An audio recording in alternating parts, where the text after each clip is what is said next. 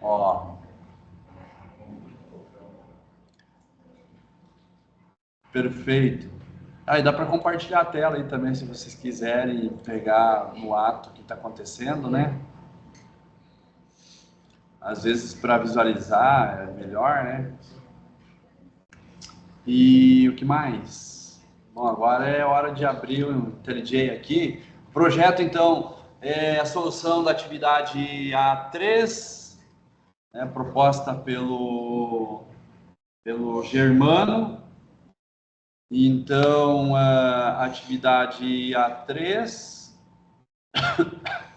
ela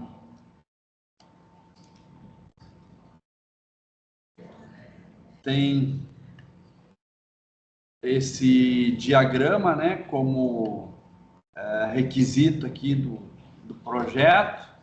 Boa parte você já viu implementado, basicamente unir uma coisa à outra. Então, vou dar uma olhada geral aqui no que tem no projeto, para ver se está atendendo, né? Então, olhando para as classes, marca modelo que tinha um motor. No caso de modelo, inclusive, aqui nós tínhamos que o conceito era de composição, né? Então, isso aqui garante composição, ou seja, toda vez que um modelo é criado, uma instância de motor também será. Tudo bem. Perfeito. Então vem direitinho, tem que aumentar o tamanho da fonte aí. Tá bom? Oi? Tá de ver?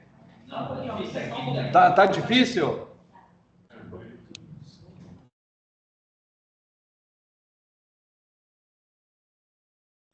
Você não está compartilhando a tela? Tá, estou compartilhando a tela. Você tem esse link no Siga, em alguma das notícias. Então tem que ver lá as notícias, ver lá as notícias.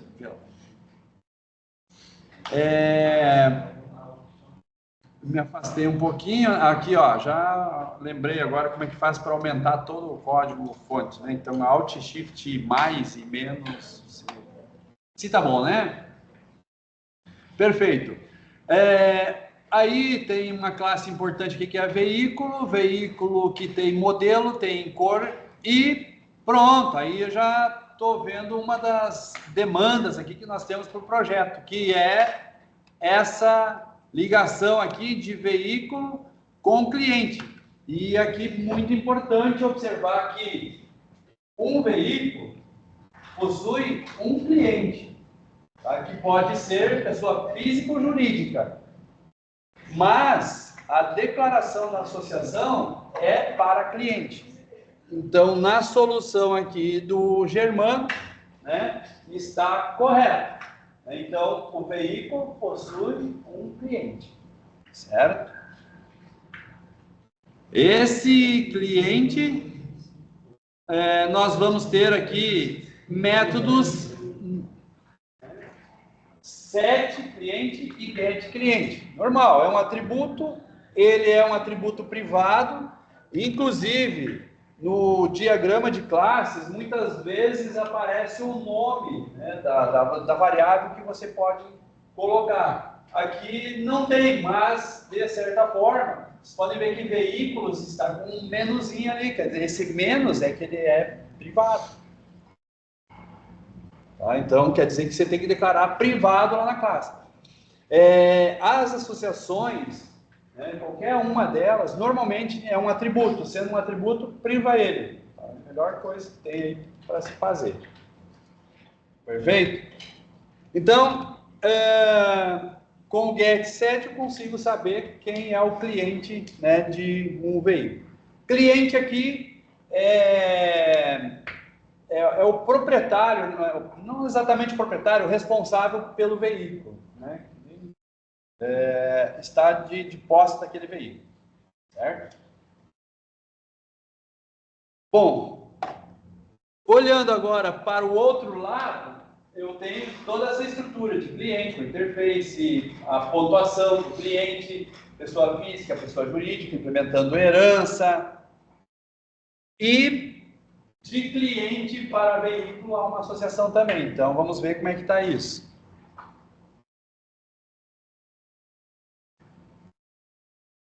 Cliente. Então, cliente é abstrato, perfeito. Implementa a interface e cliente, perfeito, que está tudo aqui no diagrama, né? Então, olha só, a classe abstrata cliente, implementa a interface e cliente, tem os atributos ID, nome, celular, e-mail, data de cadastro e pontuação, é isso? ID, nome, celular, e-mail, data de cadastro e a pontuação é uma outra classe. Perfeito, foi implementado? Vamos ver aqui, foi implementado.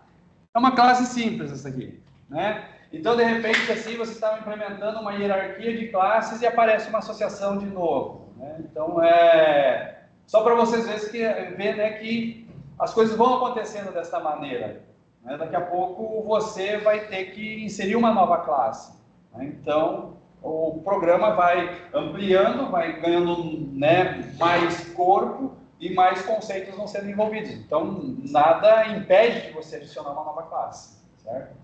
Se os atributos eles não protegem ali no aquela. Tá, vamos ver aqui. Isso, né?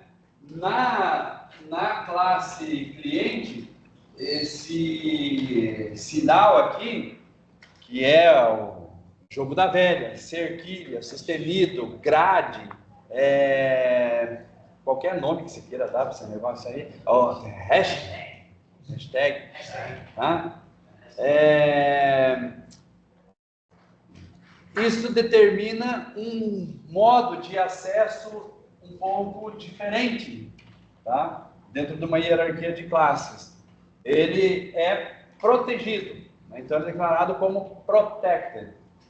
E isso muda a declaração no código. Vamos ver como é que foi feito aqui. Tá? O Germano manteve como privado. Tá? Não tem assim tanto problema. Mas quando a gente fala de herança, tá?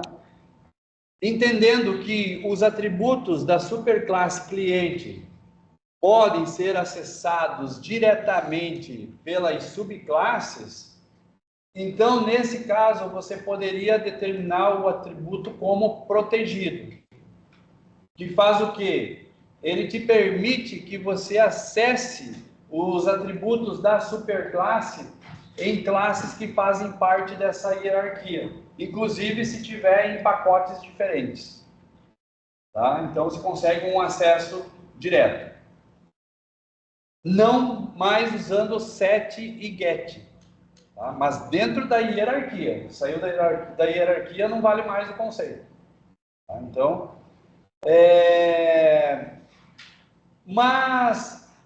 e se eu deixar privado e usar os métodos de acesso, get e set, né, para todas as situações? Tá? Você, de certa forma, está resolvendo o problema, né, principalmente quando a gente fala de encapsulamento. Mas se você quer dar uma abertura para quem faz parte da hierarquia, aí você coloca protegido.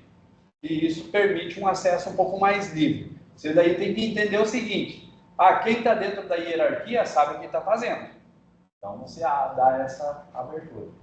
E aí, ao invés de manter aqui como privado, a única coisa que você vai fazer é trocar isso por protected. Protected, sim, certo? Isso todos aqueles atributos, né, que fazem parte, né, do diagrama aqui, que foram declarados dessa forma. Então, sem a cerquilha aqui, você manda ver aqui Protected. Mas eu não entendi o negócio. Oi? Então, teoricamente, o Protect não precisaria do centro do Vector. Não, ainda vai precisar. Ainda vai precisar. Tá? Porque tem que ver que esse cliente, daqui a pouco, ele pode ser acessado por uma outra classe, por exemplo, a classe veículo. A classe veículo, para acessar atributos de cliente, precisa usar os sets, os gathering setters, porque o atributo ele é protegido. Se ele é protegido, tá? Ele só pode ser acessado dentro da mesma hierarquia de classe. Quem que pode acessar dentro da mesma hierarquia? Cliente, pessoa física e pessoa jurídica. Ninguém mais. Beleza? Ele não pode ser acessado por outra classe dentro do pacote também, então é só pela hierarquia. Só pela hierarquia. Tá. Ok? De resto, ele não vai mudar nada. Eu estou vendo que esse código tem erros. O que seriam esses erros? JDK, eu acho. Hã? Tem até uma informação disso. JDK 22 está perdido ali. Ali em cima, embaixo das classes. O próprio código. Mas... Pode ter desconfigurado.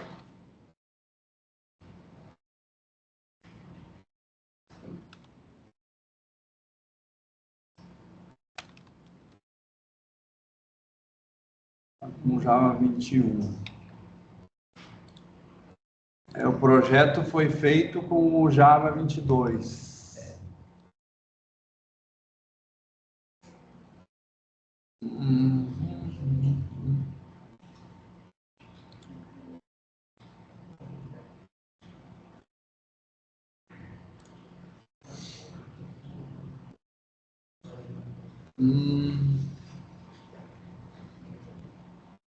E aqui ele não... Se bem que foi usado o Maven, não foi? Maven? Ah, não. Não Maven. Usado esse outro aqui.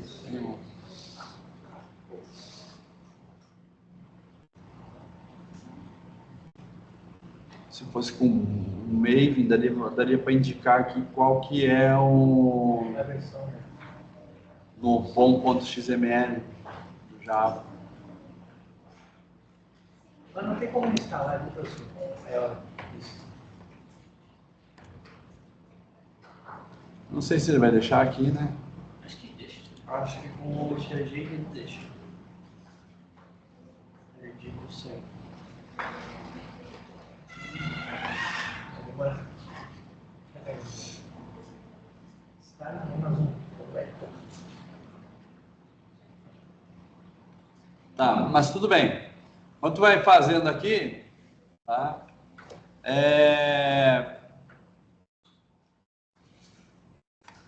No diagrama de classes, então, nós temos essa situação, né? Que um cliente pode ter vários veículos. E a solução, então, está aqui, ó, né?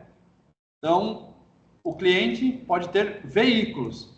Aqui já vale, né, um nome mais adequado para a variável no plural. Né? Então, esse nome foi sugerido no próprio diagrama.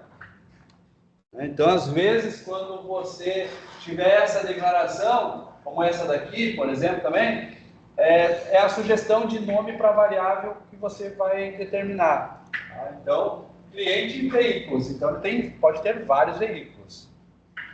Vamos dizer, lista de veículos. Tudo bem, não tem problema. Tá? Mas eu, assim, procuro... A linguagem hoje, ela me permite já fazer uma leitura, tá? Já pelo tipo de dado, eu saber que é uma lista. Então, não preciso ficar colocando lista de veículos. Tá? Então, numa fase mais inicial, assim, da programação, tudo bem, né, se você fazer isso. Mas depois você já sabe, se a declaração é de uma lista e é veículo, né? Então, isso aqui já está te dizendo boa parte do nome. Você precisa explicitar tudo isso. Tá? Bom, e aí nesse caso, então, tem uma lista implementada a partir de um array list, que permite essa inserção dinâmica de elementos. Quando a gente trabalha com listas, no mínimo, um método a mais você tem que adicionar. Vou falar de um, tá? Que é o método add. Além de você ter get veículos e set veículos, os métodos add, remove é opcional, só se você realmente precisa remover elementos, mas eu já coloquei ali. Mas o add é importante porque cada vez que você quiser adicionar um novo veículo, você vai chamar esse método. Você não vai entregar uma lista inteira, né? Então você vai... Imagina que o cliente tem um veículo hoje, daqui um ano ele tem um segundo veículo. Então você não vai colocar todos os veículos de uma vez só. Você já colocou um, mais adiante você vai colocar um próximo, entende? Então por isso essa flexibilidade do método para você inserir elementos, né, a cada instante, assim. E o método remove ele acaba sendo útil pelo fato também, daqui a pouco, se o cara tinha 2 veículos, vendeu um, já não vale mais, você vai remover esse veículo, certo? Atualizando a lista. E aí ela é dinâmica nesse sentido. Beleza? E os métodos add, né, estão aqui, ó, o add e o remove. Aqui tem um detalhe muito importante, né? No vídeo lá eu explico exatamente o que significa, né? Mas toda vez que eu adicionar, então eu vou adicionar um veículo, a lista de veículos do cliente. Então esse veículo é adicionado na lista e aqui há uma amarração, porque a vinculação entre cliente e veículo é duplamente aqui, ó, ou seja, ela é bidirecional. Então, à medida do momento que eu adiciono um veículo à lista de veículos, nesse caso você sabe qual é, né, o veículo de qual cliente.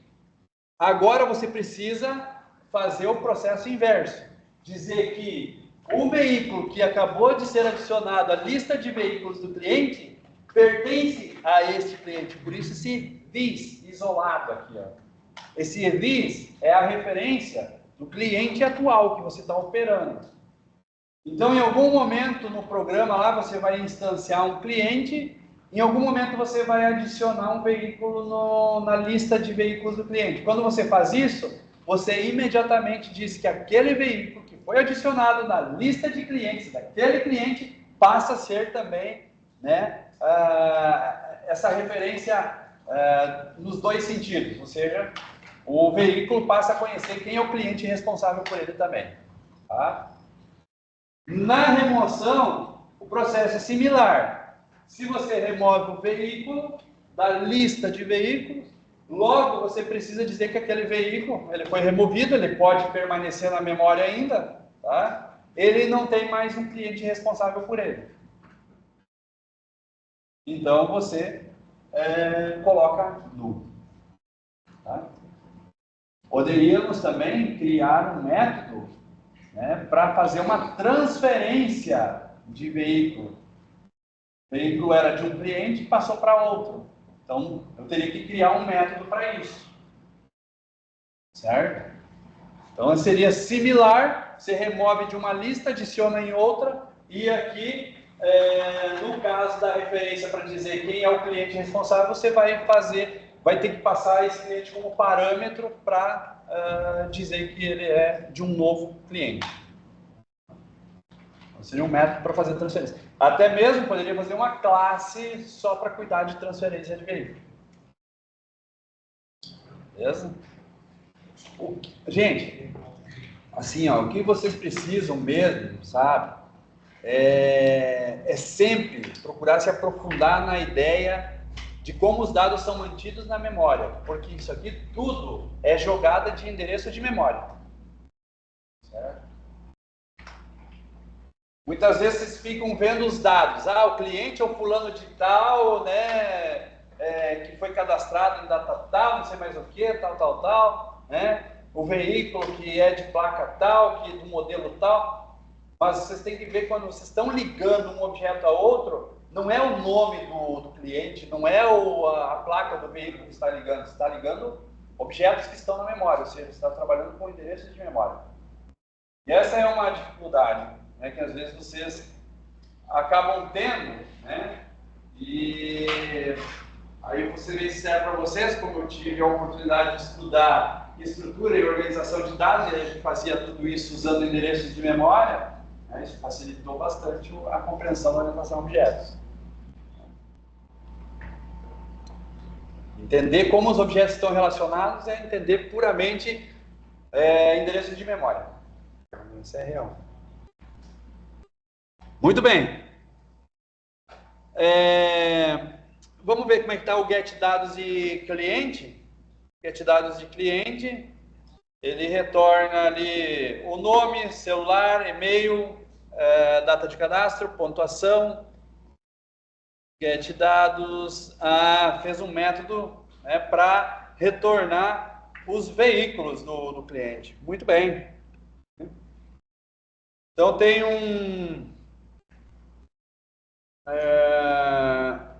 muito bem, né? Vai verificar se tem veículos na lista.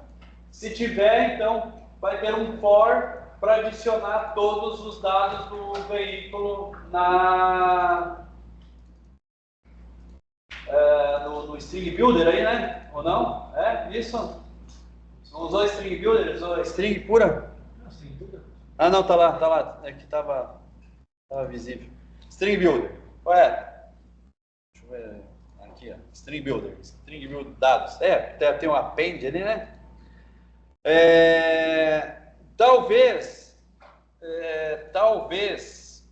o que poderia otimizar aqui é criar esse get dados de veículo na classe veículo. Vamos ver como é que está isso. Não tem, né? Não. Tu poderias criar um método get dados aqui, ó. E aí, ao invés de trazer tantos detalhes de veículo dentro da classe veículo, da classe cliente, você só chamaria aqui get dados de veículo. Essa seria uma solução para otimizar esse trabalho. Professor, só uma pergunta agora, voltando lá no override. Assim, ó, eu até entendo assim, a questão assim, das anotações, assim, tal, mas assim, ó, eu queria saber o que o Java ele entende assim, quando ele olha assim, esse override, o que ele vê assim, como anotação. Não, aí tá. Então, o Germano está falando da questão do override, que é colocado, né, nos métodos get dados aí que foram implementados dentro do conceito de interface e cliente, né? Como que o Java entende esse override? Qual a importância para o Java desse override?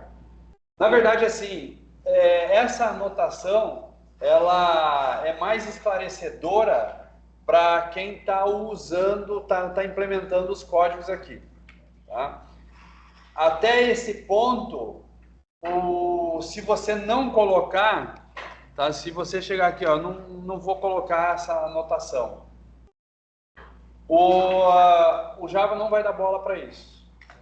Tá? Ele avisa ali, ele dá um warning e tal, coloca, mas é mais assim para chamar atenção, né? Para tornar o código mais claro para os programadores. Olhar que esse método ele é sobrescrito, ou seja, quem olha sabe, esse método tem uma outra versão em algum outro lugar. Entendeu? Isso é um caso de anotação. Agora vamos supor que você venha utilizar, tornar essas classes uma parte de uma API REST, né? Criar serviços web. você vai pegar lá, aqui não é exatamente isso, mas só uma suposição. Ah, eu quero que isso aqui seja uma API REST Controller, aqui, ó. Não vai funcionar, claro, porque eu não tenho a biblioteca, não configurei isso, né? Então já está acusando erro. Mas estou dizendo que essa classe vai ser um controlador REST. Neste caso, a notação ela é necessária. Essa ela não adivinha.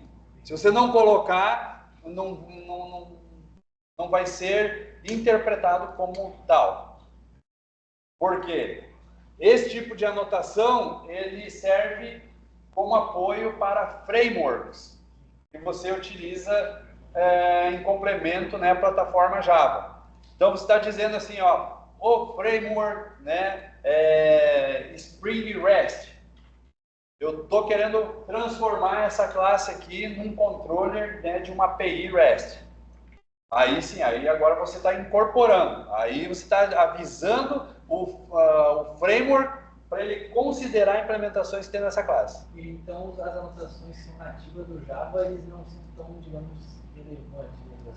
Não tem problema de não ter elas. Exato, mas vão ser muito poucas, tá?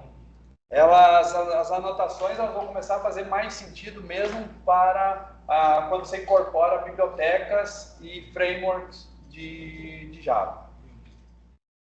Eu tenho uma dúvida aqui, que tem o candidato do cliente, né? E tem essa interface do cliente. Aí eu tenho, quando eu fui fazer o get dados aqui no cliente, tem o get dados, só que eu não sei se eu tenho que escrever o método. Eu escrevi, só que eu tenho o retorno dele, que é time, né, no get dados do cliente.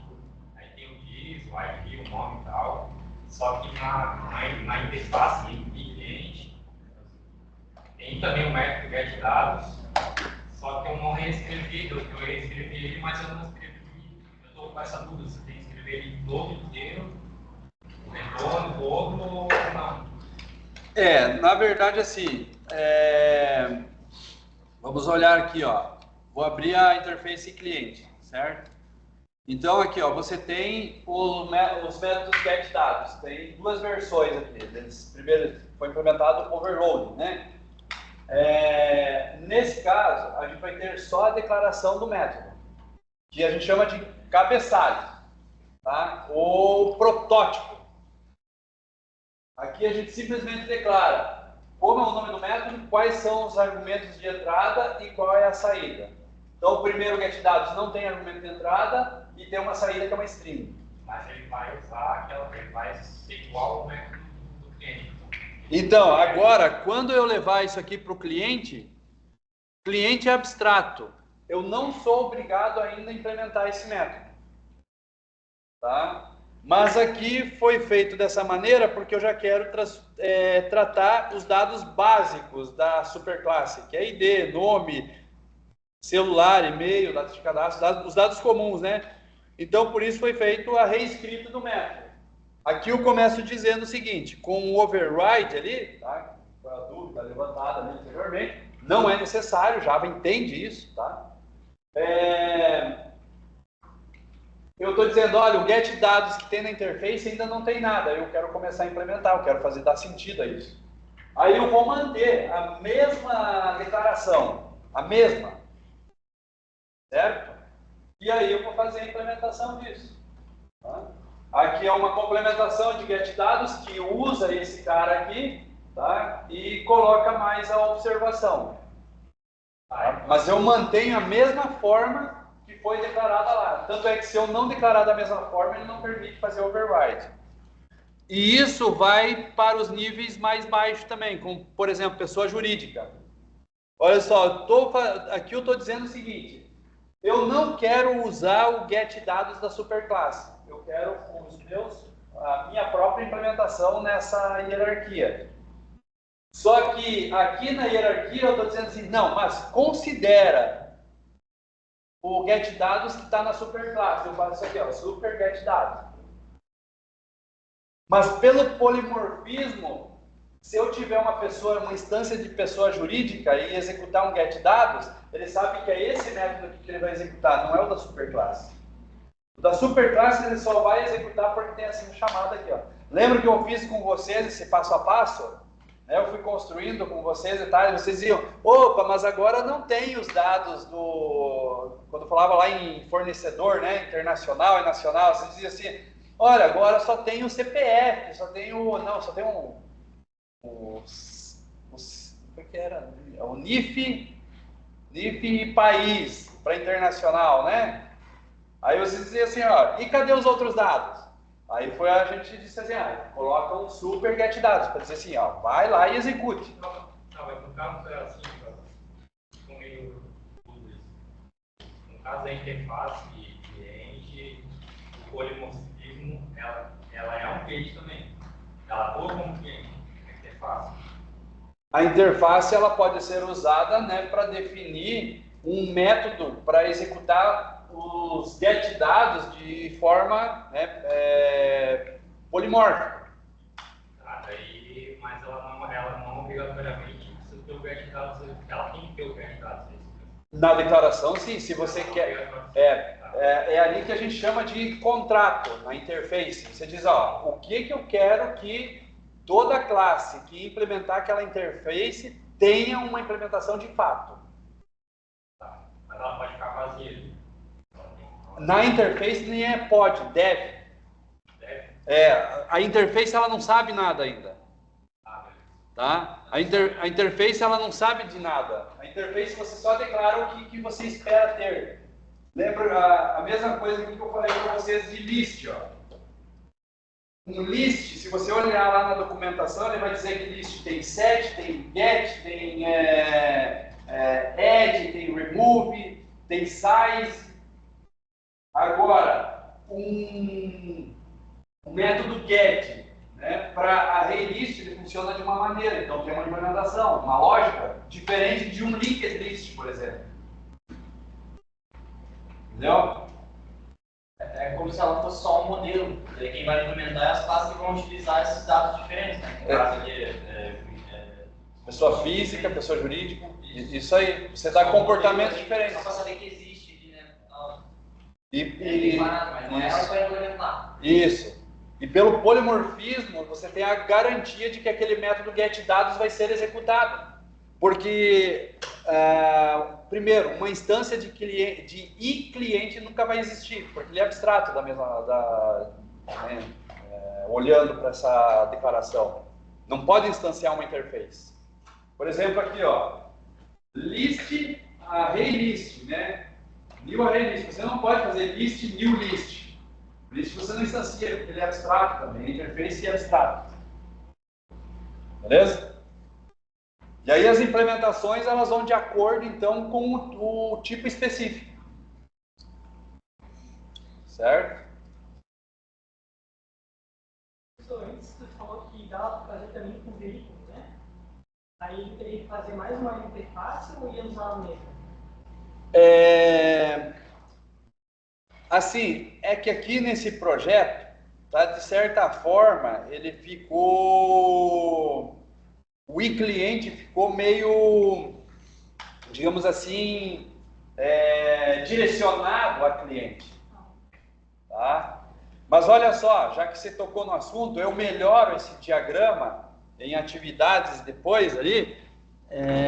Já vou mostrar aqui para vocês. Eu vou pegar aqui na disciplina de programação orientada a objetos 2, acho que foi onde eu já dei uma melhorada. Na atividade A3, a parte 1 está mudada, né? Está com unidades. Aonde já tem isso então? Na parte 1 está aí dados. Não, então era isso. Tá bom. É tanta coisa que a gente vai... Eu tenho que atualizar todos esses diagramas aqui. Inclusive, não só atualizar aqui, como também usar outra ferramenta para produzir diagramas, porque o Asta, quem teve a licença para estudante, eles não estão liberando mais o Asta. E assim eu estou começando a usar o Pleno com ML. né, para fazer diagramas. É bem interessante. Só que o Plano ML você tem que conhecer já um pouco de diagramas, porque você tem que codificar ele.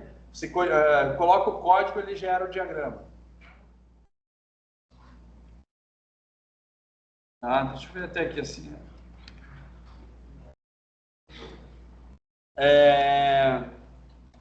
Aonde que está essa situação? Vamos ver aqui alguém. Tá, é isso. Aí sim, aí é válido, né? Aí é válido, tá? Se eu pego esse iDados agora que está mais genérico, assim, se eu colocar em veículos, aí é interessante, porque olha só como fica dinâmico o negócio. Se eu declaro a interface iDados, eu digo que tem o método getDados e ligo isso também com o veículo, o getDados de um veículo, aí você já vai perceber que é totalmente diferente de um getDados de cliente. Mas, se eu faço isso, eu tenho a garantia de que as implementações vão estar ali. E agora, olha só, o legal disso é que se eu fazer a implementação de um método para mostrar os dados, eu posso tanto usar o mesmo método para imprimir os dados de cliente, quanto de veículo, sem mudar nada de código. Entendeu? Porque aí é o polimorfismo que executa. Aí é legal. O método eu declararia lá como, por exemplo, imprimir, passo como parâmetro um tipo iDados. Então, todo mundo que implementar iDados tem o método getDados. Então, na hora que eu executar getDados, vai executar tanto para cliente quanto para veículo. Beleza? Não sei se eu cheguei a fazer esse exemplo lá para vocês, mas acho que em algum momento acho que vai ter. Tá? Beleza, eu acho que aqui tá tranquilo, a única coisa aqui é só dar uma olhadinha no meio ainda, né, para ver se está de acordo com essa ligação, né? Então, principalmente aqui, então, declarou pessoa, uma pessoa física, e aqui o ponto mais importante. Pegou, adicionou o veículo à pessoa física. Feito isso, o método ADD vai ligar o veículo ao cliente também. Então, isso resolve. Tá? Imprimindo os dados da pessoa física, provavelmente a gente já vai ver aqui quais são os veículos da pessoa. Assim como de pessoa jurídica. É isso? Ó. Executou.